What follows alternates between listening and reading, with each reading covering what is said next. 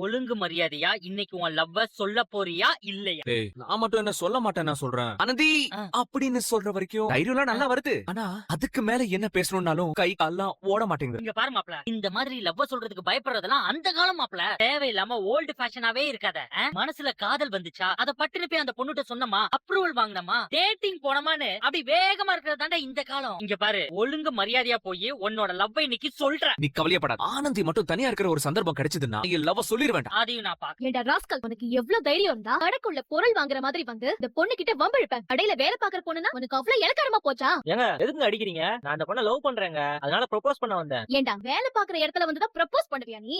என்ன தைரியம்டா உனக்கு? பொறுக்கி அக்கா அவன் போய் சொல்றாங்க. போன மாசம் வரைக்கும் என் ஃப்ரெண்ட லவ் பண்றேன்னு சுத்திட்டு இருந்தான். இப்ப அவ கூட சண்டை போட்டுட்டு உன் ஃப்ரெண்ட் எனக்கு பிடிக்கல, எனக்கு உன்னதான் பிடிச்சிருக்கு, நம்ம ரெண்டு பேரும் லவ் பண்ணலாம்னு சொல்லி என் பின்னாடியே வராங்கா. நான் முடியாதுன்னு எவ்வளவு தடவை சொல்லிட்டேன்க்கா, ஆனா பின்னாடியே சுத்திட்டு இருக்கான். இந்த ஃப்ராட். போன மாசம் வரைக்கும் இவ ஃப்ரெண்ட லவ் பண்றேன்னு சுத்தி இருக்க, இந்த மாசம் வந்து இவ கிட்ட லவ் பண்றேன்னு சொல்லி அடுத்த மாசம் வேற யாரையாவது காதலிக்கிறேன்னு சொல்லுவியா?